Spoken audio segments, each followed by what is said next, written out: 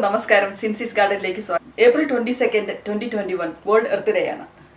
Restore അവർ earth എന്ന ആശയത്തെക്കുറിച്ച് കുറച്ച് കാര്യങ്ങൾ പറയുവാൻ വേണ്ടിയാണ് ഞാൻ ഇവിടെ ഇരിക്കുന്നത്. ഏപ്രിൽ 22 ലോക ഭൗമ ദിനമാണ്. ഭൂമി ദേവിയെ ആദരിക്കുക, ആ സ്നേഹം പ്രകടിപ്പിക്കുക,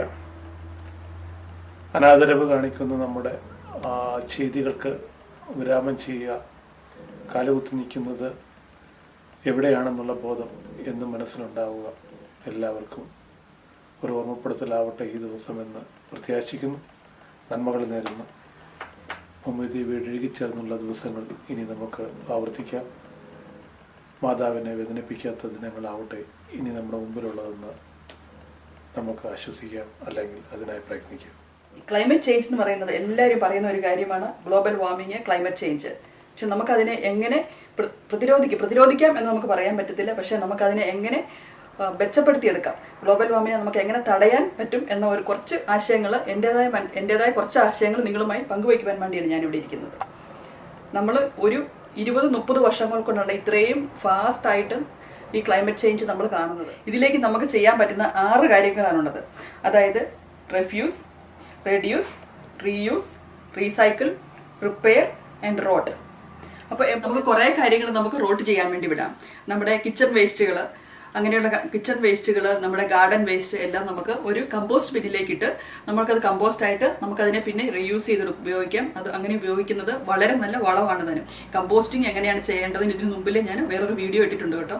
അപ്പോൾ അത് നിങ്ങൾക്ക് റെഫർ ചെയ്യാവുന്നതാണ്, എങ്ങനെയാണ് കമ്പോസ്റ്റിംഗ് ചെയ്യുന്നതെന്ന്. ഇനി അടുത്തതായിട്ട് നമ്മൾ റിപ്പയർ ചെയ്യുന്നത്, നമ്മുടെ പൊട്ടിയ കാര്യങ്ങൾ നമ്മളെല്ലാം കൊണ്ട് ഇപ്പോൾ ആർക്കും റിപ്പയറിങ്ങിന് കൊടുക്കാൻ താല്പര്യമില്ല. നമുക്ക് കുറേ ചെറിയ കാര്യങ്ങളൊക്കെ നമുക്കൊരു കുടയാണെങ്കിൽ നമുക്കത് റിപ്പയർ ചെയ്തെടുക്കാവുന്നേ. ചെറിയ ചെറിയ കാര്യങ്ങൾ നമുക്ക് വീട്ടിൽ തന്നെ റിപ്പയർ ചെയ്തെടുക്കാം.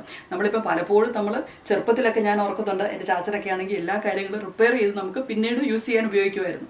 അപ്പോൾ നമ്മളിപ്പോൾ അതിനോട് നോ പറഞ്ഞിരിക്കുകയാണ്. പിന്നെ നമ്മൾ റിപ്പയറിങ്ങിന് കൊണ്ടുപോയി കൊടുക്കണമെങ്കിൽ അതിന് ഭയങ്കര ചാർജാണ് തന്നെ.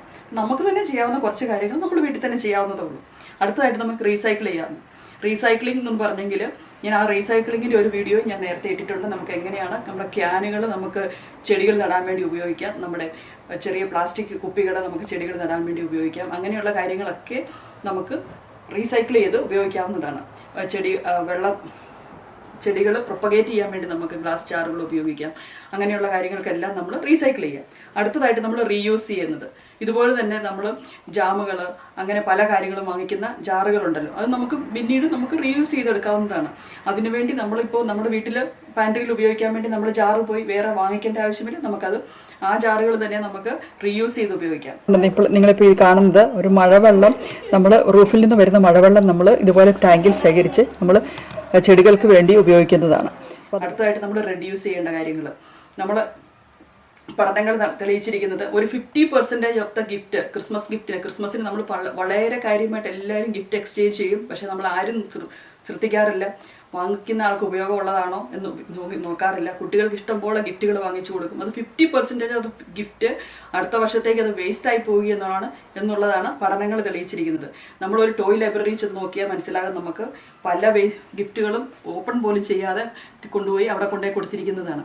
അതുപോലെ തന്നെ നമ്മളൊരു നല്ല കാര്യമാണെന്ന് ഓർത്താണ് ഞാൻ, എൻ്റെ ആശയമാണ് കേട്ടോ പറയുന്നത്. അത് നിങ്ങൾക്ക് വിയോജിപ്പ് ചിലപ്പം കാണും, പക്ഷേ എൻ്റെ ഒരു ആശയം നിങ്ങളോട് ഞാനിപ്പോൾ പങ്കുവയ്ക്കുന്നതേ ഉള്ളൂ. നമ്മൾ പലപ്പോഴും നമ്മൾ കുട്ടികൾക്ക്, പാവപ്പെട്ട കുട്ടികൾക്ക് കൊടുക്കുക എന്ന് പറഞ്ഞ് ഗിഫ്റ്റുകൾ കൊടുക്കാറുണ്ട്. പക്ഷേ അവർക്കത് ചിലപ്പോൾ യൂസ് ചെയ്യേണ്ട ആവശ്യം വരത്തില്ല. അപ്പോൾ നമ്മൾ ആർക്കെങ്കിലും കൊടുക്കുകയാണെങ്കിൽ അവർക്കത് ഉപയോഗമുള്ളതാണോ എന്ന് ചിന്തിച്ചിട്ട് വേണം നമ്മൾ കൊടുക്കാൻ. അടുത്തതായിട്ട് നമ്മൾ ചെയ്യുന്ന ഒരു കാര്യമാണ് ഗിഫ്റ്റ് കാർഡുകൾ. ഗിഫ്റ്റ് കാർഡുകൾക്ക് പകരം നമുക്ക് എന്നാ ചെയ്യാം, നമുക്ക് പൈസ കൊടുക്കാം. നമുക്ക് നോട്ടുകൾ കൊടുത്തെങ്കിൽ അത് ഗിഫ്റ്റ് കാർഡ് പോലെ തന്നെയാണ്, നമുക്ക് ഏത് കടയിലാണെങ്കിലും ഉപയോഗിക്കാം. അപ്പം ഗിഫ്റ്റ് കാർഡുകൾ പിന്നെ അത് റോട്ടനാകാൻ വേണ്ടി സമയമെടുക്കും. അപ്പം നമ്മൾ ഗിഫ്റ്റ് കാർഡ് അവോയ്ഡ് ചെയ്ത് നമുക്ക് പൈസ കൊടുക്കാം. അപ്പം നമ്മളൊരു ലഞ്ച് ബോക്സ് കൊടുത്തു വിടുകയാണെങ്കിൽ പോലും പ്ലാസ്റ്റിക് ലഞ്ച് ബോക്സ് മാക്സിമം നമുക്ക് അവോയ്ഡ് ചെയ്യാൻ ശ്രമിക്കാം. നമ്മളൊക്കെ ഇലയിൽ കൊണ്ടുപോയ ആൾക്കാരാണെന്ന് എനിക്കറിയാം. ഇലയിൽ ലഞ്ച് ബോക്സ് കൊണ്ട് ഇപ്പോൾ എല്ലാവരും പൊതിച്ചോറ് ഒരു വലിയൊരു ഡെലീഷ്യസ് സാധനമായിട്ട് പറയുന്നു. പക്ഷെ നമ്മൾ അങ്ങനെയാണ് കൊണ്ടുപോയത്. ഇപ്പം നമ്മൾ ആരും ഇലയ്ക്കകത്ത് കൊണ്ടുപോകണം എന്നല്ല ഞാൻ പറയുന്നത്. പക്ഷെ നമുക്ക് പ്ലാസ്റ്റിക് ലഞ്ച് ബോക്സുകൾ അവോയ്ഡ് ചെയ്ത് നമുക്ക് ഗ്ലാസിൻ്റെ ലഞ്ച് ബോക്സുകൾ കിട്ടും, അല്ലെങ്കിൽ നമുക്ക് സ്റ്റീലിൻ്റെ ലഞ്ച് ബോക്സുകൾ കിട്ടും. അപ്പോൾ നമുക്ക് അത് ഉപയോഗിക്കാവുന്നതാണ്. ഇങ്ങനെ കുട്ടികളെ പരിശീലിപ്പിക്കുക. ഒരു കട്ട്ലറി സെറ്റ് കുട്ടികൾക്ക് ഉണ്ടാക്കി കൊടുക്കുക. കട്ട്ലറി സെറ്റ് അവരത് കൊണ്ടുപോകട്ടെ, അത് ഉപയോഗിക്കട്ടെ.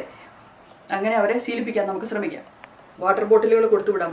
വാട്ടർ ബോട്ടിൽ കൊടുത്തുവിടുമ്പോൾ നമ്മൾ ശ്രദ്ധിക്കേണ്ട കാര്യം, നമുക്ക് ഒരു പ്ലാസ്റ്റിക് ബോട്ടിൽ അവോയ്ഡ് ചെയ്യുക. നമുക്ക് സ്റ്റീലിൻ്റെ ബോട്ടിലുകൾ കിട്ടും, സ്റ്റീലിൻ്റെ കപ്പുകൾ കിട്ടും, അല്ലെങ്കിൽ ഗ്ലാസിൻ്റെ കപ്പുകൾ കിട്ടും. അത് നമുക്ക് അങ്ങനെ കൊണ്ടുപോകാൻ കുട്ടികളെ ശീലിപ്പിക്കാം. അടുത്തതായിട്ട് എനിക്ക് പറയാനുള്ളത് നമ്മുടെ സാനിറ്ററി നാപ്കിൻസ്, ലേഡീസ് ഉപയോഗിക്കുന്ന സാനിറ്ററി നാപ്കിൻസ്, അല്ലെങ്കിൽ കുട്ടികൾ ഉപയോഗിക്കുന്ന സ്നഗ്ഗീസ്, ഇതെല്ലാം നമ്മൾ ഡിസ്പോസിബിൾ ആണ് ഉപയോഗിക്കുന്നത്. പക്ഷേ ഇതിൻ്റെ എത്രയോ ടണ്ണ് കണക്ക് വേസ്റ്റാണ് ഈ നാപ്കിൻസ് കൊണ്ട് വരുന്നതെന്ന് നമ്മൾ ചിന്തിക്കാറില്ല. നമ്മൾ ഒന്നോ രണ്ടോ ഉപയോഗിക്കുന്നത് നമ്മൾ ഓർക്കും. പക്ഷേ ടെണ്ണ് കണക്കിന് വേസ്റ്റാണ് ഈ നാപ്കിൻസ് തരുന്നത്. അപ്പം നമ്മൾ അത് മാക്സിമം നമ്മൾ അവോയ്ഡ് ചെയ്യാൻ ശ്രമിക്കുക. നമ്മൾ കുട്ടികളെ വീട്ടിൽ വിടുകയാണെങ്കിൽ നമ്മൾ ഡിസ്പോസിബിൾ നാപ്കിൻസ് ഉപയോഗിക്കേണ്ട ആവശ്യമില്ല. നമുക്ക് ക്ലോത്ത് നാപ്കിൻസ് വാങ്ങിക്കാൻ കിട്ടും, നമുക്ക് അത് ഉപയോഗിക്കാവുന്നതാണ്. അതുപോലെ തന്നെ നമുക്ക് ലേഡീസ് ഉപയോഗിക്കുന്ന സാനിറ്ററി നാപ്കിൻസ് നമുക്ക് വീട്ടിൽ തന്നെ ഉണ്ടാക്കിയെടുക്കാവുന്നതാണ്. ഇത് ഒരു 10-20 വർഷമായിട്ടുള്ള ഈ ഡിസ്പോസിബിൾ നാപ്കിൻസ് വന്നിട്ട്. അപ്പം നമുക്ക് ഈ ക്ലോത്ത് നാപ്കിൻസ് നമുക്ക് വീട്ടിൽ തന്നെ ഉണ്ടാക്കിയെടുക്കാവുന്നതാണ്. അതിൻ്റെ ഒരു വീഡിയോ ഞാൻ വേണമെങ്കിൽ ഇടാൻ കേട്ടോ. ഇനി ഇത് നിങ്ങൾക്ക് ആർക്കെങ്കിലും അതെങ്ങനെയാണ് ഉണ്ടാക്കുന്നതെന്ന് അറിയണമെന്നുണ്ടെങ്കിൽ ഞാൻ അതിൻ്റെ ഒരു വീഡിയോ പിന്നീട് അപ്ലോഡ് ചെയ്യാം. മഴവെള്ളം സംഭരിച്ച് നമുക്ക് യൂസ് ചെയ്യാം. നമുക്ക് വെള്ളത്തിന്റെ വേസ്റ്റേജ് കുറയ്ക്കുകയും ചെയ്യാം. ഇനി അടുത്തതായിട്ട് റെഫ്യൂസ് ചെയ്യേണ്ട കാര്യങ്ങൾ നമ്മൾ റെഫ്യൂസ് ചെയ്യുക തന്നെ വേണം.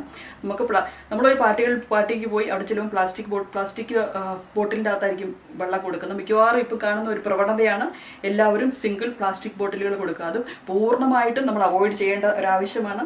അത് നമ്മൾ ഗവൺമെൻറ് അവോയ്ഡ് ചെയ്യാൻ വേണ്ടി നമ്മൾ നോക്കിയിരിക്കേണ്ട ആവശ്യമില്ല. നമുക്ക് തന്നെ അത് അവോയ്ഡ് ചെയ്യാവുന്നതേ ഉള്ളൂ. ഇപ്പം പ്ലാസ്റ്റിക് ക്യാരി ബാഗുകൾ ഒട്ടുമിക്ക ഗവൺമെൻറ്റുകളും അത് അവോയ്ഡ് ചെയ്യുക. അത് സ്ട്രിക്ട്ലി ലോ ആയിട്ട് വന്നിട്ടുണ്ട്.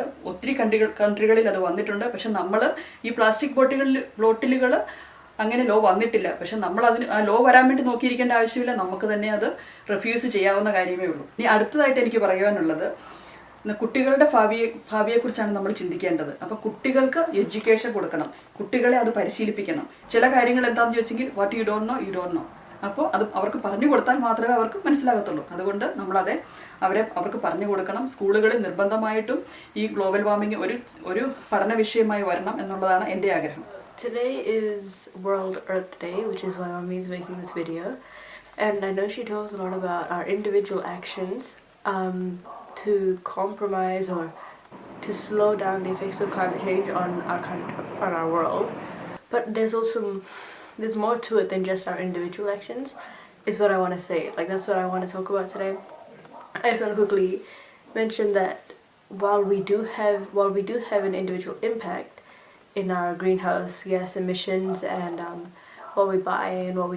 Okay, another thing I want to really quickly talk about today is consumerism.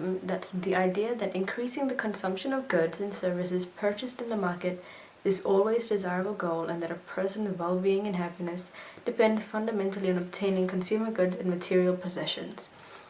Now, in hearing that might not sound like an environmental issue or something that really affects, or like something that is my responsibility, something that I need to think about as someone that cares about the world and the earth. But if we think about the wider impacts, is that in wanting more stuff and wanting more services and buying more things, there's also a larger amount of waste produced. It's kind of common sense when you really think about it like that.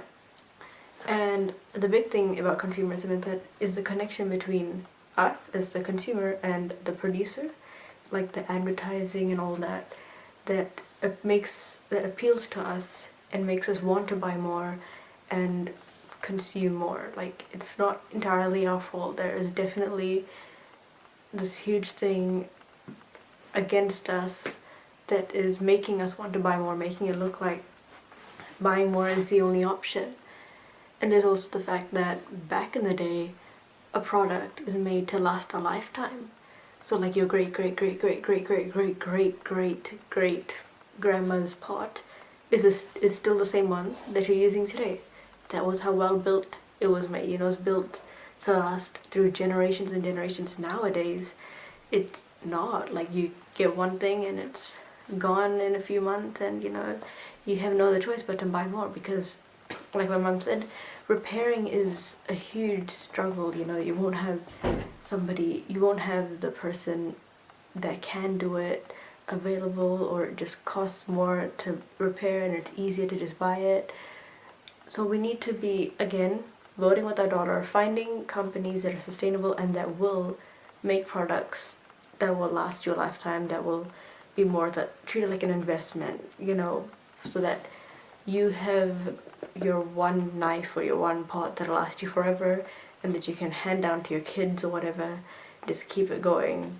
And it's things like that that are sustainable but also are a larger issue. Like we all think that we're buying too much and we all understand this idea of consumerism, but we also need to look into the fact that it's also a sustainable issue in the not just the waste but also the production side of it, the waste that comes from like the water waste and all of that, as well as the unethical labor and the materials used and how that is sourced. There's a lot of